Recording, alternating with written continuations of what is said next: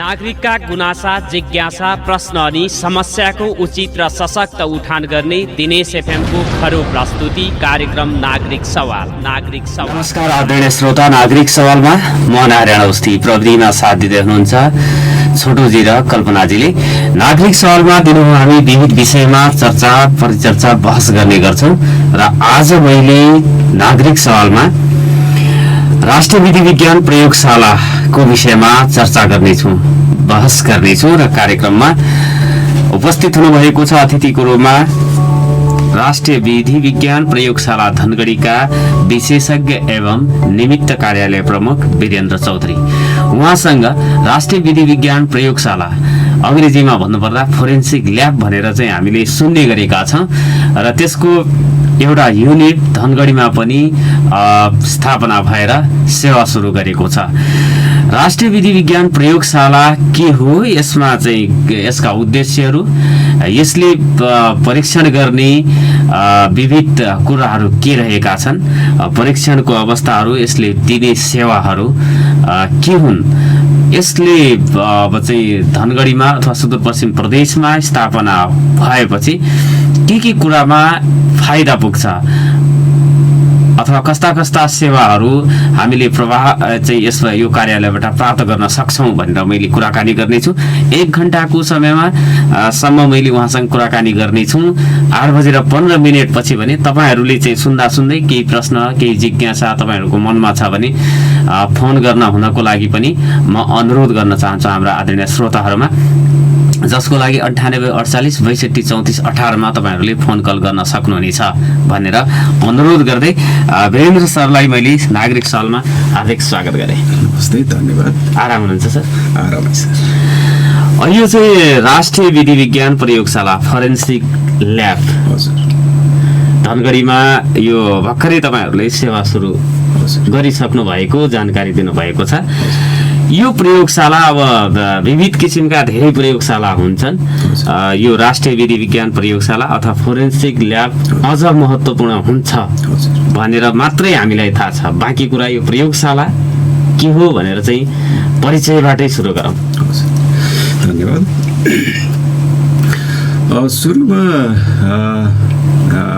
विधि विज्ञानसँग म जोड्न चाहन्छु।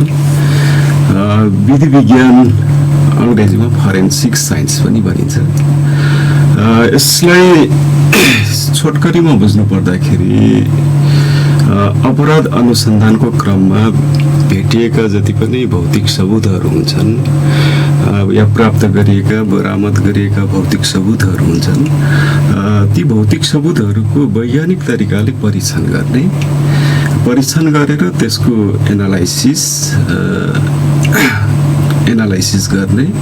एनालाइसिस गरेर सम्बन्धित निकायहरूमा त्यसको परीक्षण प्रतिवेदन दिने र त्यसको मुख्य उद्देश्य चाहिँ न्याय सम्पादनमा सहयोग गर्ने विज्ञान नै हो। अर्थात् छोटकरीमा न्याय सम्पादनमा सहयोग गर्ने विज्ञान नै विधि विज्ञान हो। म यसरी चाहिँ परिभाषित गर्न चाहन्छु।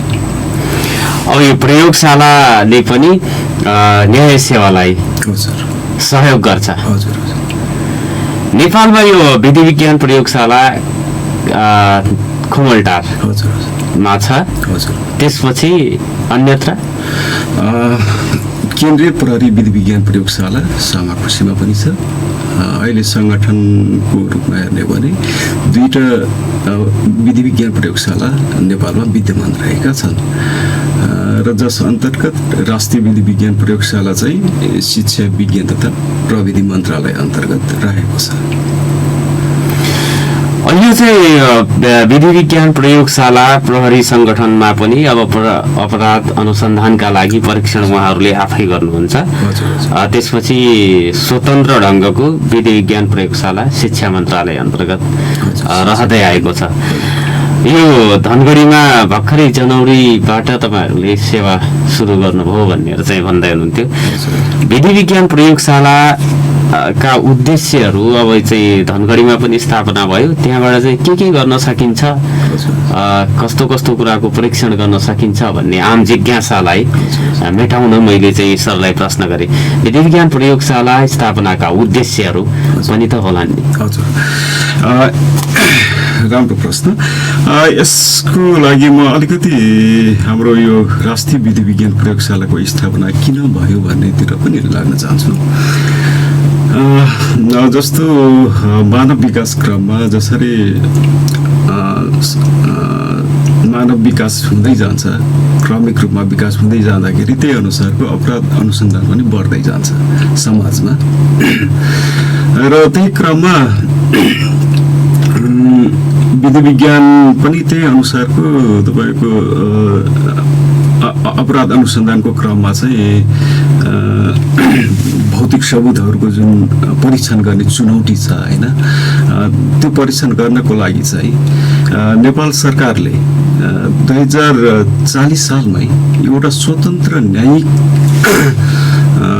विधि विज्ञान प्रयोगशाला हुनुपर्छ भनेर तत्कालीन न्याय सुधार आयोग 2040ले चाहिँ एउटा प्रतिवेदन बुझायो र त्यही प्रतिवेदन अनुरूप 2043 सालमा तत्कालीन रोनास्ट अन्तर्गत चाहिँ यो राष्ट्रिय विधि विज्ञान प्रयोगशालाको विधिगत रूपमा चाहिँ स्थापना भएको देखिन्छ।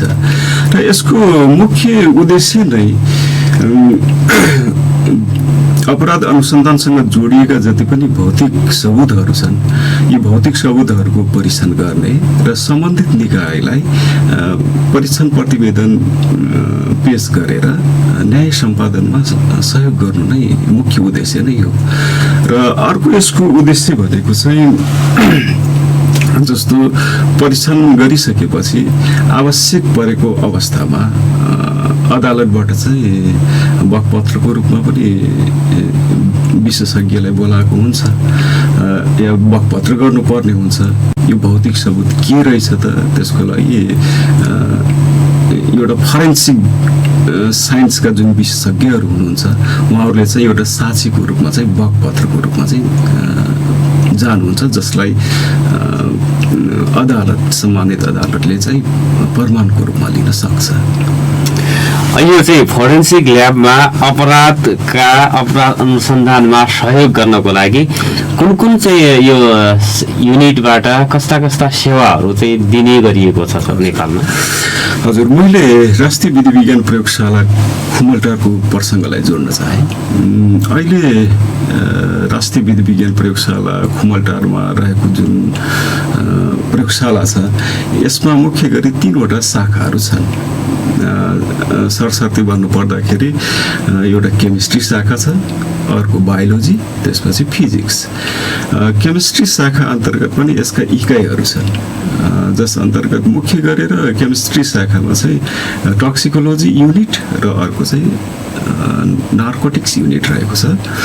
अनि बायोलोजी शाखामा चाहिँ वाइल्ड लाइफ वन्यजन्तु एकाइ र अर्को चाहिँ डिएनए एकाइ, र प्रत्येक इकाइहरूको आफ्नो आफ्नो छुट्टै कामहरू रहेको छ। र विवादित प्रलेख जसलाई हामी क्वेसन डकुमेन्ट पनि भन्छौँ, जुन फिजिक्स समूह अन्तर्गत पर्दछ, र यसमा चाहिँ मुख्यतया फिङ्गर प्रिन्ट, सिग्नेचर, त्यसपछि ह्यान्ड राइटिङहरू, फर्जी नोट्सहरू, फर्जी पासपोर्ट आदि यस्तै या विवादित लिखतहरू, सच्याइएका लिखतहरू चाहिँ परीक्षण चाहिँ हुन्छ। नक्कली डकुमेन्टहरू पनि, कागजातहरू पनि त्यसमा परीक्षण हुन्छ। हजुर, विवादित प्रलेखमा नै हुने काम चाहिँ एउटा मुख्य काम चाहिँ सच्याइएका लिखतहरू पनि हो। र यो प्रत्येक इकाइको बारेमा विस्तारै अलग अलग इकाइको बारेमा अलिकति डिटेलमै भनौँ। जस्तो यो केमिस्ट्री शाखा, बायोलोजी र फिजिक्स शाखा 3वटा शाखाहरू रहेको हुन्छ फोरेन्सिक ल्याबमा। जस्तो केमिस्ट्री शाखा अन्तर्गत पनि अझ उपशाखा हुने रहेछ, टक्सिकोलोजी र नार्कोटिक युनिट भनेर 2टा अलग अलग। अब यो चाहिँ टक्सिकोलोजी युनिटमा चाहिँ के हुन्छ, के कुराको परीक्षण हुन्छ, त्यसपछि नार्कोटिक युनिटमा चाहिँ के कुराको तपाईँहरूले परीक्षण गर्नुहुन्छ? हजुर, यो टक्सिकोलोजी युनिट र नार्कोटिक युनिट हुन त यो केमिस्ट्री अन्तर्गत नै पर्ने विषय हो, तर यसको कामको नेचर जुन प्रकृति छ त्यसको आधारमा चाहिँ हामीले यो इकाइमा डिभाइड गरेका छौँ। जस्तो टक्सिकोलोजी भन्ने जुन शब्द छ होइन, टक्सिन विषादी। हजुर हजुर, यसले आफै परिभाषित गर्छ कि यो इकाइमा चाहिँ टक्सिक सब्सटेन्सहरूको एनालाइसिस हुन्छ। अब टक्सिकोलोजी एकाइमा जस्तो विभिन्न भिसेरल स्याम्पलहरू आइपुग्छ, बायोलोजिकल र नन बायोलोजिकल स्याम्पलहरूमा चाहिँ हामीले टक्सिक सब्सटेन्स हेर्नुपर्ने हुन्छ। तर अब यसो भनिरहँदा चाहिँ टक्सिकोलोजी शाखामा यो विषादीको परीक्षणको उद्देश्य के त, महत्त्वपूर्ण कुरा त्यो हो। अब यसमा चाहिँ म यसलाई यसरी जोड्न चाहन्छु, जस्तो पोस्टमार्टम पछिका स्याम्पलहरू चाहिँ टक्सिकोलोजी शाखामा आइपुग्छन्, तर पोस्टमार्टम पछि जुन टक्सिकोलोजी शाखामा आइपुग्नु पर्ने जुन स्याम्पलहरू त्यो किन आइपुग्छ त, त्यसको मुख्य कारण चाहिँ के हो भन्दाखेरि जस्तो शङ्कास्पद मृत्यु या त्यस्तै भवितव्य ज्यान मृत्यु भएका त्यस्तो केसेसहरूमा चाहिँ मृत्युको यकिन कारण थाहा नहुन सक्छ र पोस्टमार्टम गर्दाखेरि डक्टरहरूको एउटा पोस्टमार्टम रिपोर्टमा चाहिँ डक्टरहरूको ओपिनियन हुन्छ, त्यहाँ चाहिँ सकेसम्म सम्भव भएसम्म मृत्युको कारण खोल्ने भनेर लेखिएको हुन्छ र डक्टरहरूले पोस्टमार्टम रिपोर्ट गर्दाखेरि कतिपय अवस्थामा एकदमै क्लियरै छ भने त कज अफ डेथ उहाँहरूले लेख्न सक्नुहुन्छ, जस्तो ह्याङ्गिङ, पोइजनिङ या कुनै कारण उहाँहरूलाई एकदमै कन्फर्म छ भने उहाँहरूले भन्न सक्नुहुन्छ यसको कारणले मृत्यु भएको हो भनेर। तर मृत्युको यकिन यति सजिलै चाहिँ हुँदैन, यो अलिकति एउटै फ्याक्टरले चाहिँ यसमा रोल गरिराखेको हुँदैन, जसको कारण यो पोस्टमार्टम पछि चाहिँ डक्टरहरूलाई के कुराहरू टेस्ट गराउन आवश्यक ठान्नुहुन्छ उहाँहरूले, जसको कारण उहाँहरूले चाहिँ केही अङ्गहरू खास अङ्गहरू निकाल्नुहुन्छ। कुन अङ्ग चाहिँ निकालिन्छ? हजुर, यो खास गरेर भिसेरल स्याम्पल भन्छौँ हामी, ती अङ्गहरूमा सुरुमा त स्टोमक एन्ड इट्स कन्टेन्ट जसलाई हामी यो पेट भनौँ न, पेट र पेटमा रहेका खानेकुराहरू स्टोमक कन्टेन्ट, र त्यसपछि हुन्छ लिभरहरू, त्यसपछि त्यसपछि ब्लड स्याम्पल त हुने नै भयो होइन। र खास परीक्षणको लागि चाहिँ स्याम्पलहरूको कलेक्सन पनि हुन्छ, जस्तो अल्कोहल र कार्बन मोनोक्साइड पोइजनिङको लागि चाहिँ ब्लड स्याम्पल मात्रै सुइटेबल छ, तर जस्तो लागु औषध भयो विषादीको हकमा चाहिँ खास गरेर यो स्टोमक एन्ड इट्स कन्टेन्ट भन्छौँ, यो चाहिँ बेस्ट हो। किनकि जस्तो सुसाइडल केसेसहरूमा चाहिँ कसैले कुनै विष कन्ज्युम गर्यो, खाने बित्तिकै त्यो सुरुमा हाम्रो पुग्ने भनेको त हाम्रो त्यो आमाशयभित्र नै हो नि, त्यही भएर त्यसमा पाउने प्रोबेबिलिटी चाहिँ बढी हुन्छ। त्यसपछि चाहिँ अब जस्तो लिभरमा जाला, त्यसपछि अरू अर्गेन्सहरूमा जान्छ होइन। र सामान्यतया हामी कहाँ आउने गरेको या पोस्टमार्टमका डक्टरहरूले पठाउने गरेको चाहिँ स्टोमक एन्ड इट्स कन्टेन्ट, त्यसपछि दोस्रोमा लिभर, त्यसपछि ब्लड, आवश्यक पऱ्यो भने किडनी, कुनै केसेसहरूमा लङ्स, र त्यो बाहेक कतिपय अवस्थामा चाहिँ यो ब्रेन्सहरू पनि पठाउने गरेको छ, तर त्यति टक्सिकोलोजीको उसमा चाहिँ त्यति आवश्यक चाहिँ त्यो देखिँदैन। खासमा यिनी अङ्गहरू चाहिँ पठाउने गर्नुहुन्छ। यो टक्सिकोलोजी युनिट अन्तर्गत जस्तो कुन विषादी प्रयोग गरेको छ भन्ने कुरा पनि पत्ता लाग्छ त्यसमा, जस्तो के अरे चाहिँ रोडेन्टिसाइड, इन्सेक्टिसाइड, अल्कोहल कन्ज्युमका कुराहरू, व्यक्तिले के खायो भन्ने कुरा पनि एक्ज्याक्ट पत्ता लगाउन सकिन्छ? एक्ज्याक्ट भन्दा नि खासमा अब त्यहाँ चाहिँ एनालाइसिसको पार्ट चाहिँ के हुन्छ भन्दाखेरि सर, टक्सिकोलोजी युनिटको कामै नै त्यही हो कि तपाईँको जुन हामी भौतिक सबुत भन्छौँ यसमा चाहिँ बायोलोजिकल स्याम्पल आउँछ प्राय गरेर, जुन हामीले भिसेर भन्यौँ नि, त्यो बाहेक घटनास्थलमा भेटिएको तपाईँको जस्तो कन्टेनरहरू, डिब्बाहरू हुनसक्छ, भोमिटहरू हुनसक्छ होइन, या वरिपरि घटनास्थलमा भेटिएका अरू भौतिक सबुतहरू हुनसक्छ। अब त्यसमा टक्सिकोलोजी युनिट ओभियसली टक्सिक सब्सटेन्सको एनालाइसिस त गर्ने नै भयो, तर त्यसमा चाहिँ के हुन्छ भन्दाखेरि त्यसको केस हिस्ट्री पनि एकदमै जरुरी छ। जस्तो तपाईँको सुरुको मुचुल्कामा त केही न केही त त्यो हुन्छ नि, जस्तो केस हिस्ट्री के थियो पहिला, जस्तो अल्कोहल खाने मान्छे हो कि या ड्रग्स खाने मान्छे हो कि, ती कुराहरू या तपाईँको झगडा भएको थियो कि अरू कुनै कारण पनि त्यहाँ जस उल्लेख भएको या त्यसमा प्रारम्भिक प्रतिवेदनमा उल्लेख भएकै हुन्छ। त्यो हिस्ट्रीले पनि केही कुरा चाहिँ सङ्केत चाहिँ गर्छ र त्यो सँगसँगै घटनास्थलमा अब त्यसको वरिपरि घटनास्थलको वरिपरि अवस्था कस्तो छ त्यसले पनि डिटरमाइन त गर्छ। र कुरा रह्यो अब एनालाइसिसको पाटोमा चाहिँ पक्कै पनि कसैले जस्तो प्रोडेन्टिसाइड युज गरेको छ भने देखिन्छ नै, जस्तो कुनै लागु औषधै खाएको छ भने पनि देखिन्छ, अल्कोहल कन्ज्युम गरेको छ भने देखिन्छ। त्यो चाहिँ एनालाइसिसको पार्ट हो।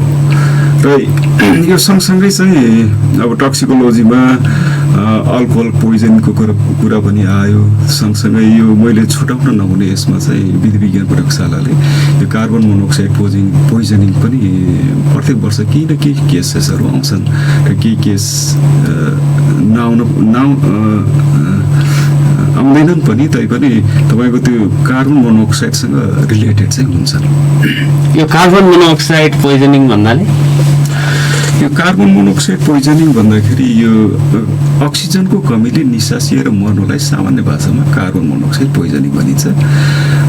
यो हामी यहाँ भर्खरै धनगढीमा आउँदाखेरि तपाईँको भर्खर यो जाडो सुरु भइरहेको थियो होइन, कञ्चनपुरमा मैले सुनेको यो सेफ्टी ट्याङ्क सफा गर्दाखेरि या तपाईँको त्यो सेफ्टी ट्याङ्कको तल सायद फर्माहरू निकालिरहेको थियो सायद त्यो कामदारहरू, त्यो फर्मा निकाल्ने क्रममा चाहिँ 2 जना निसासिएर मरे। त्यो एउटा उदाहरण मात्रै हो। त्यसमा चाहिँ फरेन्सिक पोइन्ट अफ भ्यूले हेर्दाखेरि त्यो कार्बन मोनोक्साइड पोइजनिङ हो, किनकि कार्बन मोनोक्साइड ग्यास जुन छ त्यो हेभियर हुन्छ, गरुङ्गो भएको कारण त्यो तल बस्छ र जस्तो त्यो खाल्डो छ भने खाल्डोमा गएर बसिरहेको हुन्छ। र कार्बन मोनोक्साइड पोइजनिङको एउटा ब्युटी भनौँ कि यसको स्पेसिफिक फिचर भनौँ कि स्पेसिफिक फिचर भन्दा नि हुन्छ त्यो साइलेन्ट किलर भन्दा नि हुन्छ, त्यो बिस्तारै मान्छेलाई मार्छ कि। जस्तो अरू पोइजनिङहरूमा चाहिँ मान्छे छटपट्टि त्यस्तो हुनसक्छ होइन, तर कार्बन मोनोक्साइडमा चाहिँ बिस्तारै बिस्तारै आफसे निसासिन्छ, त्यसपछि अब हलचल उठ्नै नसकिने त्यस्तो अवस्थामा बेहोस भएरै मर्ने हुन्छ। र यो कार्बन मोनोक्साइडको कुरा गरिरहँदाखेरि नेपालमा प्रत्येक वर्ष केही न केही दुर्घटनाहरू भएकै हुन्छन्। काम गर्ने सिलसिलामै जस्तो अब त्यो सुरुङभित्र भूमिगत हिसाबले अथवा कोठामा हिटर लगायतको चाहिँ अब यो हालेको अवस्थामा जलाएको अवस्थामा ढोकाहरू झ्याल ढोका बन्द भएको स्थितिमा त्यो चाहिँ हुन्छ अधिकतर। हजुर, जस्तो यो जाडो याममा पोर्सालकै कुरा गर्ने हो भने ठ्याक्कै यो दामनमा एउटा ठुलै दुर्घटना भएको। नेपाल सरकारले भर्खर भ्रमण वर्ष सुरु गरेकै थियो, त्यतिखेर चाहिँ दामनमा त्यो जस्तो होटेलमा तपाईँको त्यो ग्यास गिजर बाल्दाखेरि चाहिँ दुर्घटना निम्तिँदाखेरि कति भारतीय नागरिकहरूको जस मृत्यु भएको थियो। त्यसमा चाहिँ कार्बन मोनोक्साइड नै हो। त्यसो हुनको मुख्य कारण चाहिँ के हो भन्दाखेरि जस्तो भेन्टिलेसन कम भएको कोठाहरूमा जस्तो हामीले अक्सिजन कन्ज्युम गर्ने के चिज बाल्यौँ, चाहे हिटर बाल्यौँ चाहे आगो बाल्यौँ या कुनै बाल्यौँ, त्यस्तो अक्सिजन जसले कन्ज्युम गर्छ। त्यसो गर्दाखेरि चाहिँ अक्सिजनको मात्रा घट्न जान्छ कोठामा, जस त्यो एरियामा त्यो कोठामा भनौँ अहिलेलाई त्यहाँ अक्सिजनको मात्रा घट्ने बित्तिकै तपाईँको के हुन्छ भन्दाखेरि त्यहाँ त कार्बन मोनोक्साइड त हुन्छ नै, हाम्रो यो प्राकृतिक रूपमा पनि पाउँछ, अब उत्पादन पनि हुन सक्छ होइन। अब हामी श्वास लिँदाखेरि चाहिँ त्यो कार्बन मोनोक्साइड चाहिँ हाम्रो शरीरभित्र जान्छ। अब सामान्यतया त्यसमा चाहिँ हेमोग्लोबिनको मुख्य रोल हुन्छ। जुन हेमोग्लोबिनको काम के हो भन्दाखेरि हाम्रो शरीरको यो प्रत्येक कोशिकासम्म अक्सिजनलाई क्यारियर गर्ने हो र उत्पादन भएको त्यसमा भएको CO2लाई फेरि यता फर्काउने हो। तर जतिखेर हाम्रो त्यो इन्भाइरोमेन्टमा अक्सिजन कम भयो अनि त्यतिखेर हामी कार्बन मोनोक्साइड पनि श्वाससँगै लिन्छौँ र त्यो लिँदाखेरि चाहिँ के भइदिन्छ भन्दाखेरि कार्बन मोनोक्साइड हेमोग्लोबिनसँग एट्याच हुन्छ र केमिकल्ली हाम्रो केमिस्ट्री पोइन्ट अफ भ्यूले म भन्छु त्यो कार्बन मोनोक्साइड र हेमोग्लोबिनको जुन एफिनिटी छ, जुन एट्र्याक्सन गर्ने बाइन्डिङ गर्ने क्यापेसिटी छ, त्यो एकदमै स्ट्रङ हुन्छ। अक्सिजनभन्दा एकदम हायर स्ट्रङ हुन्छ। त्यो स्ट्रङ हुँदाखेरि चाहिँ जुन बनेको कार्बोक्सी हेमोग्लोबिन त्यो चाहिँ एकदमै स्ट्रङ कम्पाउन्ड बन्छ ताकि त्यो इजिली त्यो टुक्रिँदैन। त्यो टुक्रिन नपाउँदाखेरि चाहिँ हाम्रो शरीरमा कार्बन मोनोक्साइडको मात्रा बढ्न जान्छ, अर्थात् अक्सिजनको मात्रा घट्छ, जसको कारणले चाहिँ मान्छे सामान्य भाषामा निस्सासिएर चाहिँ मर्नु पनि भनिन्छ। अनि यो चाहिँ इन्सेक्टिसाइड पेस्ट यो भयो। अर्को चाहिँ यो टक्सिकोलोजी अन्तर्गत चाहिँ अल्कोहल कन्ज्युमले पनि त्यो मान्छेको निधन हुने, मृत्यु हुने कुराहरू आउँछ। यो अल्कोहल त चाहिँ अब खान योग्य नै हुन्छ, त्यो कसरी चाहिँ टक्सिन हुन जान्छ? मैले अल्कोहलको प्रसङ्गलाई यसरी लिएँ। फरेन्सिक पोइन्ट अफ भ्यूले अल्कोहल चाहिँ एउटा महत्त्वपूर्ण भौतिक सबुत पनि हो। जस्तो यसको प्रयोग चाहिँ अब कहाँनिर हुन्छ भन्दाखेरि जस्तो कज अफ डेथ डिटर्मिनेसनमा अल्कोहलको कारणले पनि त मृत्यु हुनसक्छ। जस्तो तपाईँको लेथल डोजभन्दा बढी भयो, एकदमै हायर कन्सन्ट्रेसनमा कन्ज्युम गऱ्यो भने मृत्यु पनि हुनसक्छ होइन। र अर्को कुरा अल्कोहलको कुरा गर्दाखेरि हामीले टक्सिकोलोजीमा मुख्य गरेर दुईवटा अल्कोहललाई फोकस गर्छौँ। एउटा इथाइल अल्कोहल जुन चाहिँ खानयोग्य अल्कोहल पनि सरले भन्नुभयो होइन, जस्तो अब मान्छेहरू खाएकै छन् खानयोग्य अल्कोहल, र अर्को चाहिँ मिथेनोल जसलाई विषाक्त रक्सी पनि भनिन्छ। र यो फरेन्सिक पोइन्ट अफ भ्यूले दुवै अल्कोहल चाहिँ हामी परीक्षण गर्छौँ र त्यसको क्वान्टिफिकेसन पनि गर्छौँ, अर्थात् त्यो कति मात्रामा छ त्यो एकदमै महत्त्वपूर्ण हुन्छ। र मैले सुरुमा यो इथेनोलको कुरा गरेँ, खानयोग्य अल्कोहलको कुरा गरेँ। यसमा खास यसको कन्सन्ट्रेसन हेर्नु पर्दाखेरि यो टक्सिकोलोजिस्टको एउटा मुख्य काम चाहिँ के हुन्छ भन्दाखेरि यो लेथल डोजमा छ कि छैन, एउटा त्यो हो। जस्तो अर्थात् रक्सी खाएरै मरेको हो कि भन्ने त्यो चाहिँ हामीले एउटा कोरिलेसन चाहिँ गर्न सक्छौँ त्यो घटनासँग, त्यो मृतकसँग चाहिँ त्यो गर्न सकिन्छ। अर्को यो अल्कोहलसँग चाहिँ यो इथाइल अल्कोहलको कुरा गर्दाखेरि जस्तो तपाईँको अरू देशको हेर्ने हो भने दृश्य हेर्ने हो भने त्यसमा चाहिँ DUI भन्छ, ड्राइभिङ अन्डर इन्फ्लुएन्स भन्छ। नेपालमा चाहिँ मापसे भन्दा नि केही फरक पर्दैन, मापसे पनि भनिन्छ। अरू देशमा के हुन्छ भन्दाखेरि खास लिमिट हुन्छ। जस्तो तपाईँको 20 mg या 0.2%सम्म एलाउ हुने, कुनै देशमा 0% टोलरेन्ट हुने होइन। जस्तो देश अनुसार चाहिँ तपाईँको त्यो कति मात्रामा छ, कति मात्रासम्मलाई चाहिँ छुट दिने भन्ने कुरा पनि हुन्छ। र त्यो केसमा चाहिँ फरेन्सिक पोइन्ट अफ भ्यूले चाहिँ हामीले के केस गरेका छौँ। जस्तो यो हाम्रो सिभिल एभिएसन अथोरिटीहरू छ, नागरिक उड्डयन प्राधिकरण, र यसमा चाहिँ अन्तर्राष्ट्रिय स्तरमा पनि आइकाउ भन्ने छ नि। उहाँहरूको एउटा मापदण्ड चाहिँ के छ भन्दाखेरि जस्तो पाइलट या को पाइलट ले विमान चलाउनुभन्दा पहिले यो साइको एक्टिभ सब्सटेन्सेसहरू या अल्कोहल कन्ज्युम गरेको हुनु हुँदैन। यो सामान्यतया बेलामा चेकअप भइराखेको हुन्छ। र जति पनि नेपालमा अहिले यस्ता केसेसहरू हामी कहाँ आइपुग्छन् प्रायः त्यो चाहिँ दुर्घटना हुँदाखेरि चाहिँ त्यतिखेर जाँचबुझ छानबिन समिति भन्छ र त्यतिखेर चाहिँ पक्कै पनि यो पाइलटहरूको चाहिँ ब्लड स्याम्पल कलेक्सन गरेर फरेन्सिक ल्याबमा चाहिँ test for narcotic drugs and alcohol हुन्छ। अब यसमा मुख्य गरेर त्यही हामीले अल्कोहल र नार्कोटिक ड्रग्स छ कि छैन त्यो चाहिँ हेर्छौँ। हजुर आदरणीय श्रोता, यहाँहरूले नागरिक सवाल सुनिराख्नु भएको छ दिनेश एफएम 93.8 मेगाहर्जबाट र दिनेश खबरको फेसबुक पेजमा यहाँहरूले हामीलाई लाइभ सुनेर हेरि पनि राख्नु भएको छ। हामीसँग कुराकानी गर्नको लागि राष्ट्रिय विधि विज्ञान प्रयोगशाला धनगढी का विशेषज्ञ एवं निमित्त कार्यालय प्रमुख वीरेन्द्र चौधरी हुनुहुन्छ। फोरेन्सिक ल्याबको विषयमा अथवा विधि विज्ञान प्रयोगशालाको विषयमा हामी कुराकानी गरिराखेका छौँ। धनगढीमा स्थापना भएको विधि विज्ञान प्रयोगशालामा के कस्ता परीक्षणहरू हुन्छन् भनेर पनि मैले उहाँसँग चाहिँ कुराकानी गर्नेछु। त्यसको प्रक्रिया, परीक्षणको प्रक्रिया, यी कुराहरूमा, यी प्रसङ्गमा पनि मैले उहाँलाई जिज्ञासा चाहिँ गर्नेछु, प्रश्न गर्नेछु।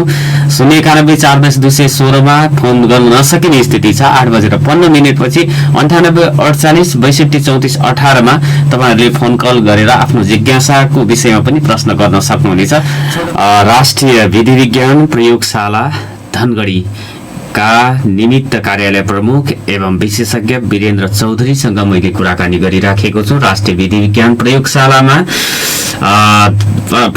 धनगढीमा स्थापना भएको छ र यो प्रयोगशालामा के कस्ता कुराहरूको चाहिँ परीक्षण गरिने सुविधा हाललाई छ, भोलिका दिनमा कसरी यसलाई चाहिँ अब स्तरोन्नति पनि गरिँदैछ, कर्मचारीको संख्या, परीक्षणका चाहिँ के कस्ता विधाहरू चाहिँ त्यहाँ छन्, कुन कुन कुराको परीक्षण गर्न सम्भव हुन्छ त आगामी दिनहरूमा भनेर मैले प्रश्न गर्न बाँकी नै छ। हामी अल्कोहल टक्सिनका कुराहरू गरिराखेका थियौँ सर। यो चाहिँ अल्कोहल टक्सिन भन्नाले जुन हामीले चाहिँ यो सामान्यतया खान योग्य चाहिँ अल्कोहल अथवा रक्सीले पनि मान्छेको ज्यान जान सक्ने सम्भावना चाहिँ कुन अवस्थामा हुन्छ? यो खान योग्य रक्सी जसलाई इथाइल अल्कोहल या इथेनोल भनौँ, त्यसमा चाहिँ के हुन्छ भन्दाखेरि इथाइल अल्कोहलको मात्रा कति छ त्यसमा भर पर्छ। र यो लिट्रेचरले चाहिँ के भन्दो रहेछ भन्दाखेरि हाम्रो जुन ब्लड BAC भन्छौँ, ब्लड अल्कोहल कन्सन्ट्रेसन्स 400 mg/dl ब्लडमा यदि अल्कोहलको मात्रा त्योसम्म आयो 400 mg/dl या त्योभन्दा बढी छ भने त्यो लेथल डोज। त्यसको कारणले चाहिँ यो खाने रक्सीले पनि मान्छे मर्न सक्छ अत्यधिक चाहिँ उपभोग गर्यो भने। हजुर एकदम हाई कन्सन्ट्रेसनको रक्सी भनौँ न खाएको अवस्थामा त्यो 400 mg/dl भन्दा माथि गयो भने त्यो मृत्यु हुन सक्छ। र अब त्योभन्दा अलिक कम छ भने मृत्युको कारक तत्त्व चाहिँ बन्न सक्छ, जस्तो लडेर उठ्न नसक्ने, त्यसपछि अरू फ्याक्टरहरू हुन्छ, त्यसको कारणले पनि हुन सक्छ, एक्सिडेन्ट भएर। हजुर अथवा अब चाहिँ झगडा गर्ने कारक पनि तत्त्व पनि अल्कोहललाई लिइन्छ। सामान्यतः यो लडेर अनि उठ्न नसक्ने अनि रातभरि कोही देखि भनौँ न त्यहाँनिर कोही भएन भनौँ त्यतिकै पनि मर्ने अवस्था पनि हुनसक्छ। र यो अल्कोहलको कुरा गरिरहँदा त्यही मैले विषाक्त रक्सीको पनि कुरा गरिरहेको थिएँ होइन। त्यसमा विषाक्त रक्सी चाहिँ त्यसलाई हामी मिथेनोल भन्छौँ। तर त्यो विषाक्त रक्सी कन्ज्युम कसरी गर्छ मान्छेले? त्यो त फरक प्रयोजनका लागि बनाइँदैन? हजुर त्यो विषाक्त रक्सी प्रयोजन त एकदमै फरक छ, जसलाई मिथेनोल भन्छौँ हामी। केमा युज हुन्छ त्यो? त्यो सामान्यतया ल्याबहरूमा सोल्भेन्टको रूपमा म्याक्सिमम युज हुन्छ। र अरू जस्तो तपाईँको यो त्यो थिनरहरू हुन्छ नि, थिनर पेन्टहरूमा त्यहाँ पनि त्यसको मात्रा त हुन्छ नै। हस्पिटलहरूमा मिथाइलेटेड स्पिरिट भनेर पनि हुन्छ, यसको उपयोग धेरै नै छ। तर यसलाई कन्ज्युम गर्यो भने त्यो चाहिँ विषाक्त हुन्छ, एकदमै हाइली टक्सिक हो। जबकि मैले इथेनोलको कुरा गरेँ 400 mg/dl लेथल डोज हो भने यसको चाहिँ 30 mg/dl ले नै तपाईँको यो अप्टिक नर्भ, आँखाको जुन नसा छ त्यसलाई चाहिँ कम्प्लिटली ड्यामेज गर्न सक्छ। 100 mg/dl ले चाहिँ यसको मृत्यु पनि हुनसक्छ। जस्तो प्योर इथेनोल 1 प्याक छ भने त्यो स्वतःमा चाहिँ मर्छ। तर यसमा अब सरले भन्नुभयो कसरी मिसयुज कसरी हुन्छ त? र यसको मिसयुज हुने सम्भावना चाहिँ दुईटा तरिकाले म यसलाई हेर्न चाहन्छु। एउटा चाहिँ एक्सिडेन्टली हुन्छ, जस्तो अल्कोहल प्रोडक्सन गर्दाखेरि चाहिँ सामान्य जस्तो केमिस्ट्रीको बारेमा त्यति ज्ञान नभएका सामान्य आम जनतालाई त्यो कुरा थाहा हुँदैन। जस्तो यो बनाउँदाखेरि चाहिँ डिस्ट्रक्टिभ डिस्टिलेसन पनि भनिन्छ।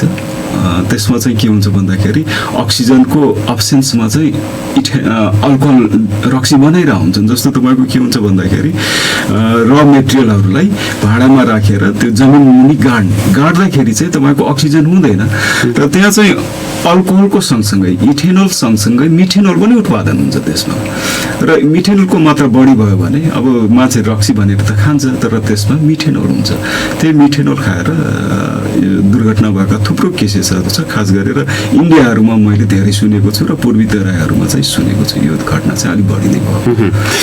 यो चाहिँ विधि विज्ञान प्रयोगशाला अन्तर्गतको 3वटा चाहिँ जुन सेक्सन अथवा शाखा छ, केमिस्ट्री, बायोलोजी र फिजिक्स। यो केमिस्ट्रीमा टेक्सिकोलोजी र नार्कोटिक युनिट रहेको भनेर चाहिँ भन्दै हुनुहुन्थ्यो। यो नार्कोटिक युनिटमा चाहिँ फेरि के कुराहरू, यो लागु औषध सम्बन्धीका परीक्षणहरू यसमा गरिन्छ? हजुर, यो नार्कोटिक्स इकाइ आफैमा नार्कोटिक ड्रग्स जुन सरकारले परिभाषित गरेको छ, लागु औषध नियन्त्रण ऐन 2033 अनुरूप त्यस अन्तर्गत पर्ने जति पनि लागु औषध परिभाषित गरेका ड्रग्सहरू छन्, लागु औषधहरू छन्, साइकोट्रोपिक सब्सटेन्सेसहरू छन्, यिनीहरूको परीक्षण चाहिँ नार्कोटिक ड्रग्स या नार्कोटिक युनिट अन्तर्गत चाहिँ परीक्षण हुन्छ। मैले यो नार्कोटिक युनिटकै काम चाहिँ अहिले धनगढीमा यो मात्रै सञ्चालित छ, अन्य बाँकी चाहिँ जस्तो टेक्सिकोलोजीको पनि परीक्षण हुन्छ धनगढीमा? टक्सिकोलोजीको चाहिँ अहिले हुँदैन। अहिले धनगढीमा चाहिँ हामीले सुरुमा नार्कोटिक्स इकाइ मात्र सञ्चालनमा ल्याएका छौँ, किनकि अरू इकाइहरू सञ्चालन गर्न त्यही अनुसारको जनशक्ति, त्यही अनुसारको भौतिक पूर्वाधारहरू चाहिन्छ। अहिले हाललाई हामीसँग उपलब्ध छैन। र नार्कोटिक्स एकाइ अन्तर्गत आम जनताले बुझ्ने भनेको सामान्यतया जस्तो अफिमहरू, गाँजाहरू, कोकिनहरू र त्योसँग जोडिएका कोडिन, एम्फेटामाइन्स, बार्बिटोन्सहरू जस्तो स्लिपिङ ट्याब्लेट्सहरू भन्नुहोस् न, जुन चाहिँ सरकारले सामान्य अवस्थामा चाहिँ किनबेच गर्न, सेवन गर्न चाहिँ प्रतिबन्धित गरेको छ। त्यस्ता औषधिलाई चाहिँ लागु औषध भन्ने नै गर्छौँ। र ती लागु औषधहरू चाहे दुर्व्यसनको क्रममा होस्, किनबेचकै क्रममा होस्, प्रहरी मार्फत पक्राउ परिसकेपछि चाहिँ जुन पक्राउ परिएका जुन समातिएको जुन भौतिक सबुतहरू छ, प्रहरी मार्फत मुद्दा चलाइन्छ। त्यो मुद्दा चल्ने क्रममा चाहिँ अब ती भौतिक सबुतहरूलाई चाहिँ राष्ट्रिय विधि विज्ञानले प्रमाणित गर्नु पर्यो। यो के चिज हो त? कतिपय अवस्थामा जस्तो ब्राउन सुगर भनेर ल्याएको हुन्छ, त्यो ब्राउन सुगर नहुन पनि सक्छ। अब त्यसमा कतिपय अवस्थामा जस्तो यो व्यापारीहरूको उद्देश्य फरक हुन्छ, नाम एउटा राख्ने, भित्र कन्टेन्ट अरू पनि हुनसक्छ।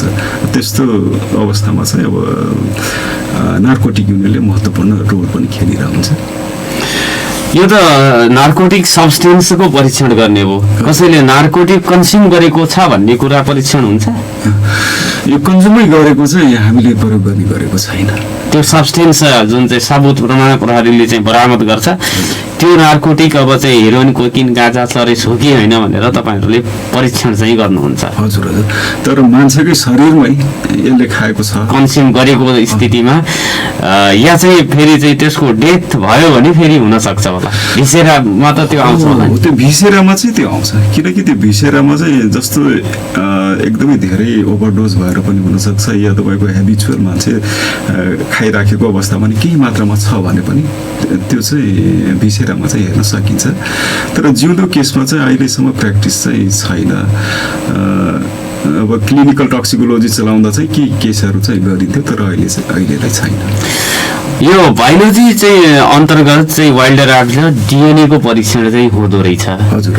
वाइल्ड लाइफमा जस्तो गैँडाको खाक, अब चाहिँ हात्तीको दाँत लगायत अब विभिन्न जनावरको छाला र यो चाहिँ अङ्ग प्रत्यङ्ग, यिनीहरूको परीक्षण पनि धनगढीमा सम्भव हुन्छ भोलिका दिनमा? भोलिका दिनमा यो लक्ष्य हामीले लिएका छौँ।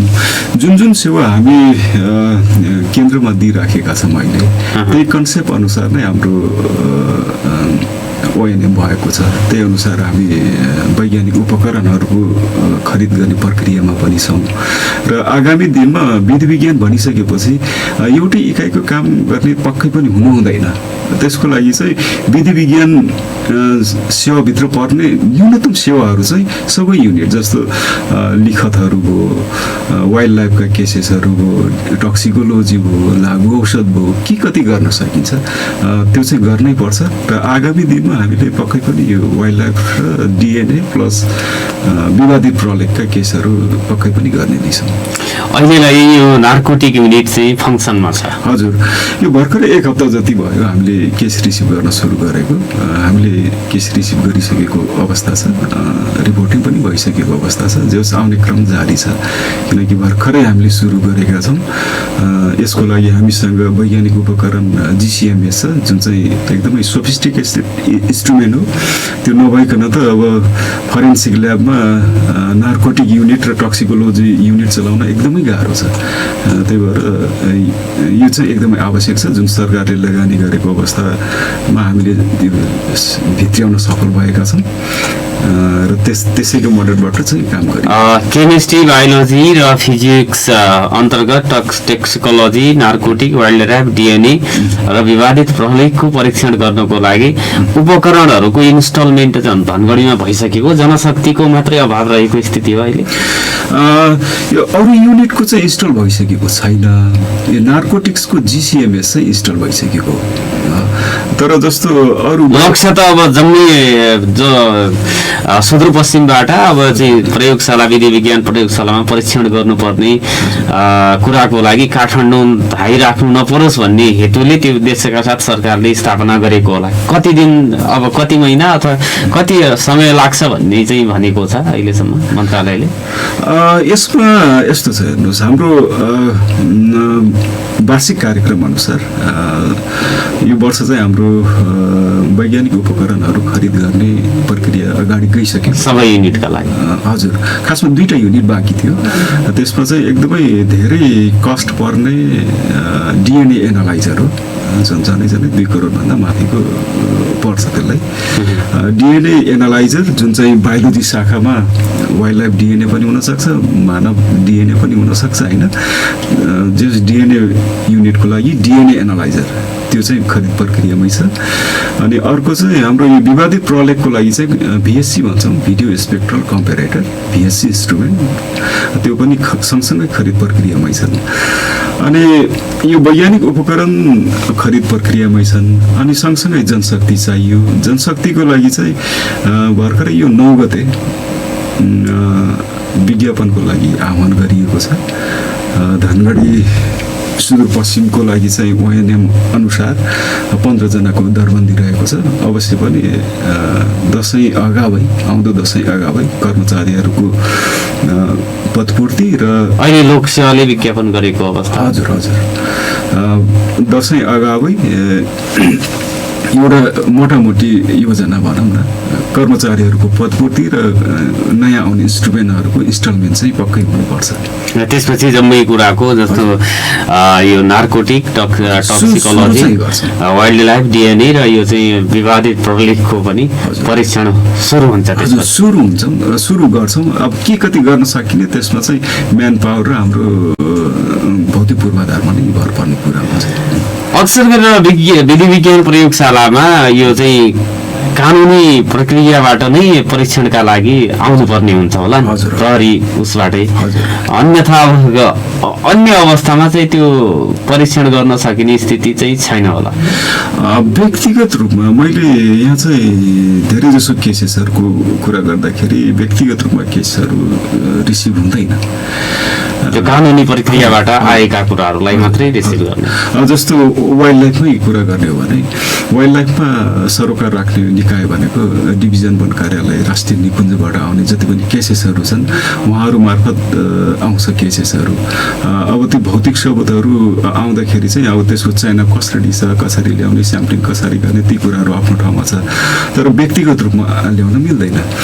अब उहाँहरूले माग गरेको खण्डमा यो के चिज हो भन्नको लागि हामी कहाँ पठाउनुहुन्छ, अब त्यही अनुसार चाहिँ अब हाम्रो ल्याबमा के सेवा छ त्यो अनुसार हाम्रो लिमिटेसन पनि छ होइन, त्यो अनुसार सेवा चाहिँ दिन्छौँ। र डिएनए युनिटमा चाहिँ व्यक्तिगत केसेसहरू चाहिँ एउटा केसमा चाहिँ व्यक्तिगत केसेस चाहिँ छ। जस्तो त्यो चाहिँ के छ भन्दाखेरि भिसा पर्पजको लागि, इमिग्रेसन पर्पजको लागि, बाहिर जानको लागि चाहिँ तपाईँको यो कुनै देशले माग्दो रहेछ कि, जस्तो यो ब्रिटिस गोर्खा लाहुरेहरूको केसमा चाहिँ अहिले धेरै केसहरू आइरहेछ। त्यसमा चाहिँ व्यक्तिगत केसहरू जस्तो इमिग्रेसन पर्पजको लागि चाहिँ पहिले चाहिँ के थियो भन्दाखेरि नाता कायम गर्दाखेरि कागजी रूपमै नाता कायम गरेर लाने गर्थे। तर पछिल्लो 20मा चाहिँ के भइदियो भन्दाखेरि अलिकति त्यसको मिसयुज बढी भयो, आफन्तहरूलाई आफ्नै भनेर जस पठाइएको पाइयो। र त्यसपछि चाहिँ बायोलोजिकल्ली यो रिलेसनसिप के छ त, साँच्चीकै बाउ छोरा हुन् कि के हुन् होइन, त्यसको लागि चाहिँ इमिग्रेसन त्यो ब्रिटिसले चाहिँ जस माग्ने गरेको छ, त्यो केस चाहिँ आइरहेछ। र अरू केस डिएनएको अरू केसमा चाहिँ अदालतले आदेश दिएको खण्डमा मात्रै हुन्छ। यो डिएनएमा पनि त्रुटि हुन्छ भनेर चाहिँ भन्ने गरिन्छ। यो परीक्षण गर्दा त्रुटि हुन्छ अथवा त्यो स्याम्पल कलेक्सन गर्ने क्रममा चाहिँ त्रुटि भएको भनिन्छ। जस्तो यो सुदूरपश्चिमकै पनि निर्मला पन्तको केसमा डिएनए परीक्षणमा त्रुटि भयो भन्ने कुराहरू पनि आयो बाहिर। त्यो अब पत्र पत्रिकामा आम मानिसले भन्ने गरेको छ। के हुन्छ यो डिएनएमा फल्स अथवा त्यहाँ चाहिँ त्रुटि हुन्छ? थ्योरेटिकल्ली डिएनए एकदमै संवेदनशील प्रविधि हो होइन, र यसको एक्युरेसी हेर्ने हो भने 99.999 एकदमै एक्युरेसी एकदमै बढी छ। तर यसो भनिरहँदा सबै चिज जस्तो जतिसुकै एक्युरेसी भएका, प्रिसिजन भएका इन्स्ट्रुमेन्ट भए पनि प्रोपर स्याम्पल कलेक्सन्स, एक्सट्र्याक्सनका कुराहरू छ, प्रिजर्भेसनका कुराहरू छ। स्याम्पल एक्सट्र्याक्सन राम्रोसँग भएन भने तपाईँको जतिसुकै राम्रो इन्स्ट्रुमेन्ट होस् त्यसले नतिजा चाहिँ सही दिन सक्दैन। त्यो चाहिँ डिएनए मात्रै किन नहोस्, यो जिसिएमएस म भन्छु, यता केमिस्ट्रीमा अरू युनिटमा पनि इन्स्ट्रुमेन्ट जतिसुकै संवेदनशील भए पनि प्रोपर स्याम्पल ह्यान्डलिङ या तपाईँको कलेक्सन मेन चाहिँ एक्सट्र्याक्सन्स त्यसबाट निकाल्नु जुन पर्छ। जस्तो डिएनएको केसमा डिएनए एक्सट्र्याक्सन भयो, केमिस्ट्रीको केसमा चाहिँ अब ड्रग्स एक्सट्र्याक्सन भयो। एक्सट्र्याक्सन राम्रोसँग भएन भने मेसिनले मात्र त केही पनि गर्न सक्दैन। कुरो त्यो चाहिँ हो। त्यो परीक्षण पूर्वका कुराहरूमा सावधानी नअपनाएको अवस्थामा रिजल्ट फरक आउन सक्ने सम्भावना। यो अपनाउँदै सावधानी अपनाउँदै पनि कतिपय अवस्थामा के भइदिन्छ, धेरै कुराले हजुर इररहरू त्यस्तो छन्। केही न केही 0.001% त इरर हुने सम्भावना पनि त रहन्छ। यो चाहिँ परीक्षणको प्रक्रियामा चाहिँ के हुन्छ? यो तपाईँहरूको अब खास गरेर कानुनी उसबाट आधिकारिक च्यानलबाट मात्रै जानुपर्ने रहेछ। डिएनए लगायत सबै विवादित प्रलेखका सन्दर्भमा पनि त्यो कानुनी चाहिँ अदालतमा अथवा त्यस्तो भयो भने मात्रै आउँछ, अथवा व्यक्तिगत रूपमा लिखतहरूमा त्यस्तो समस्या छ भन्ने कुरा आयो भने गर्नुहुन्छ कि गर्नु? व्यक्तिगत रूपमा हुँदैन, त्यो त न्याय प्रयोजनको लागि हो होइन। हरेक परीक्षणहरू न्याय प्रयोजनका लागि मात्रै हुन्छ। यो धनगढीमा स्थापना भएको यो चाहिँ विधि विज्ञान प्रयोगशालाले यो प्रदेशको न्याय सम्पादनको प्रक्रियालाई सहज गर्ने भयो। हजुर। यो परीक्षणका शुल्क पनि हुन्छन् होला, त्यो परीक्षणको शुल्क कसले बेहोर्नु पर्ने हुन्छ? परीक्षण शुल्क यस्तो छ हेर्नुहोस्, यो सरकारवादी मुद्दा भएका जति पनि केसहरू छन् त्यो पूर्णतया निशुल्कै हुन्छ। पूर्णतया निःशुल्कै छ। जस्तो यो लागु औषधका केसहरू जति पनि आउँछन् सरकारवादी नै हुन्। अरू टक्सिकोलोजीका पनि धेरै जसो सरकारवादी मुद्दा नै हुन्छन्। त्यसमा शुल्क लाग्दैन। र शुल्क लाग्ने भनेको यसमा व्यक्तिवादी मुद्दाहरूमा खास गरेर यो विवादित प्रलेखमा र डिएनए केसमा चाहिँ शुल्क अलिक व्यक्तिगत केस अलिक बढी छन्, अदालत मार्फत आएका तर व्यक्तिगत केसेसहरू। त्यसमा चाहिँ शुल्कहरू हेरी छ। जस्तो विवादित प्रलेखमा अब 1000देखि लिएर 5000सम्म छ होइन। र अलिकति महँगो भनेको चाहिँ यो डिएनए प्रविधिमा महँगो छ।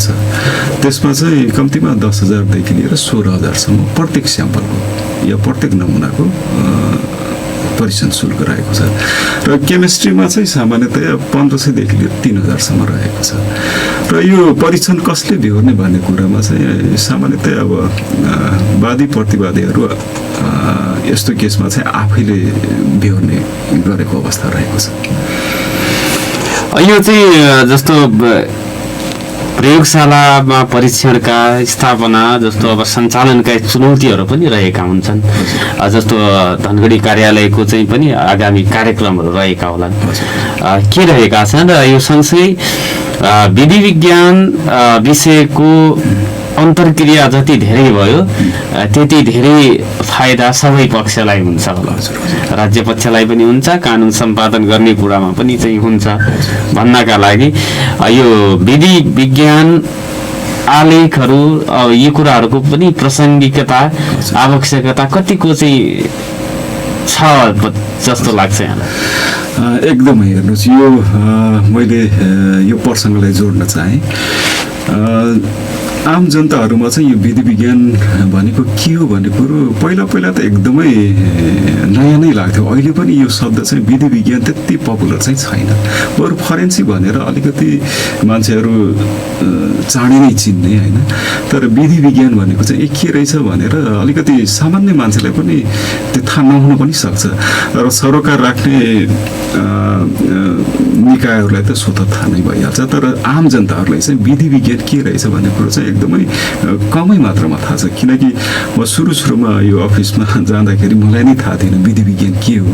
पढ्दै जाँदाखेरि मात्रै फरेन्सिक साइन्स रहेछ, एप्लिकेसन अफ साइन्स रहेछ भन्ने कुरो बुझियो। तर आम जनताहरूमा चाहिँ यो के रहेछ कसो रहेछ भन्ने कुरो चाहिँ त्यति प्रचार भएको चाहिँ छैन।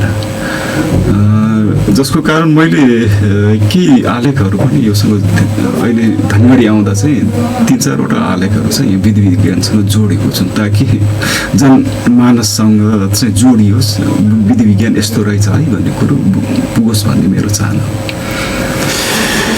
कार्यक्रमको अन्तमा छौँ सर, 8:25 भएको छ।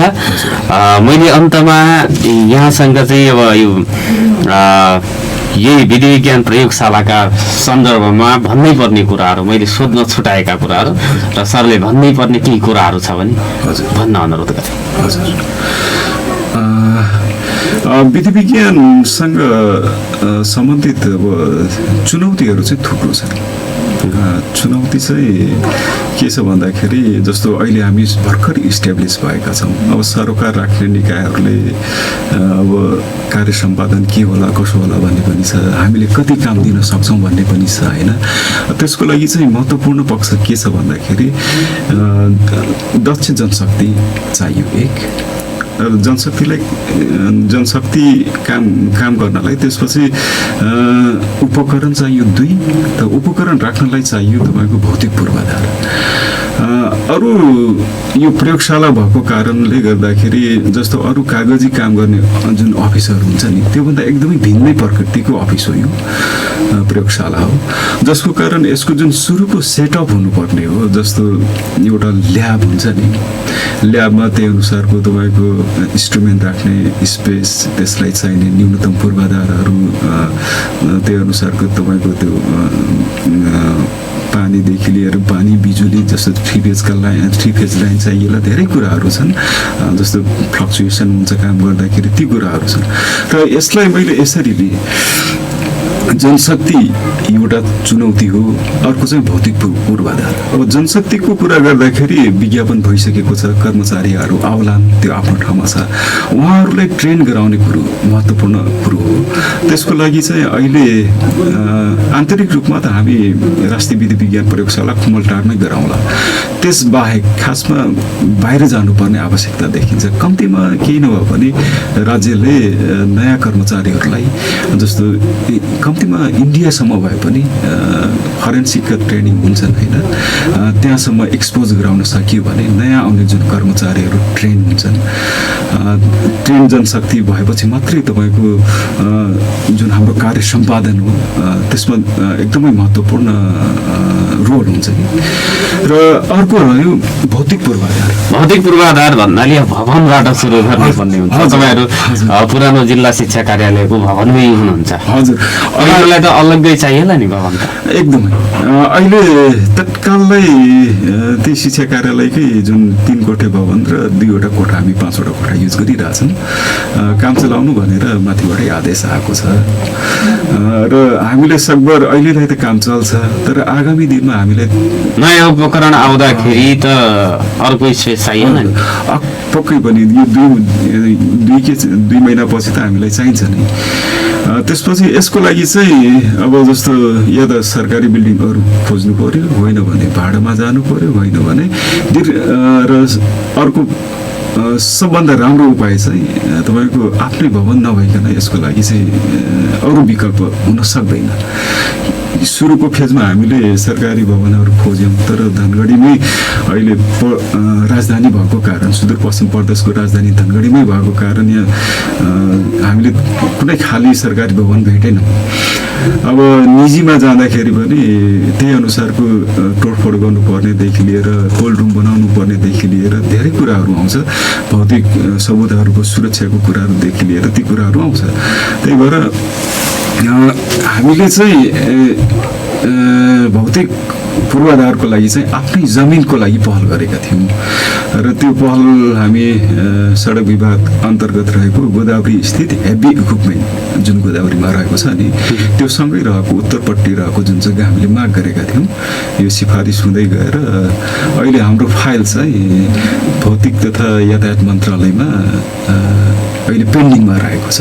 अब त्यसको लागि चाहिँ के हुन्छ भन्दाखेरि क्याबिनेट स्तरको निर्णय चाहिँ चाहिँदो रहेछ।